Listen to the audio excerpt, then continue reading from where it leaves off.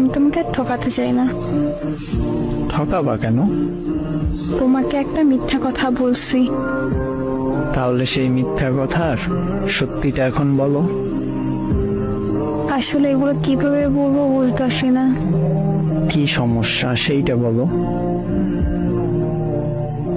আমি আমাদের কলেজের একটা ছেলেকে অনেক পছন্দ করি, আর মিথ্যা কথা বলছি এইটা, এই ফোনটা আমার কাছেই থাকে সব সময়। আমি ওই ছেলের সাথে সব সময় কথা বলি। নিজের অজান্তে ওরা অনেকটা ভালোবেসে বলছি। গতকাল আমি ওরে বলছি সব ঘটনা।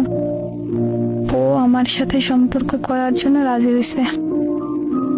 তাই বুকে অনেক হাউস নিয়ে তোমাকে আমি এসব বলতে আসছি। তোমার কথা শুনে হারিয়ে গেছিলাম। এতটা ভালোবাসো আমাকে, ক্ষমা করে দি আমাকে।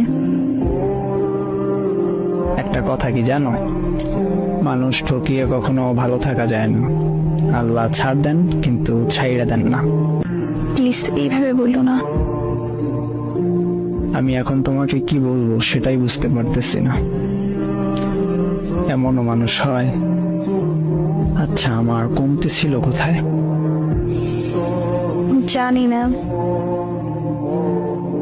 তোমার অনেক চাহিদা ছিল যেগুলো আমি পূরণ করতে পারতাম না, সেটাই তো। এমন ভাবে বললো না প্লিজ। সত্যি কথা মুখে আটকায় না। যাই হোক, ভালো থেকো যদি পারো আর কি। তাইলে থাইকো ভালো। অভিশাপ দিও না। না, দিব না অভিশাপ। আচ্ছা, কিছু বলার আছে আর? কেন, ঘুম আসছে নাকি? তোমার মেসেজগুলো দেখতে এখন অসহ্য লাগতেছে। আচ্ছা, আমার একটা অনুরোধ রাখবা? শেষ অনুরোধ। কি বলো? যদি রাখার মতো হয় তাহলে রাখবো।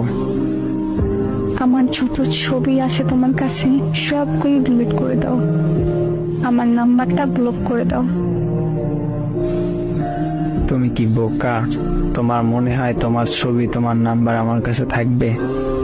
সব মুছে ফেলবো এখনই। আমার শহরে বেঈমান প্রবেশ নিষেধ। Good bye.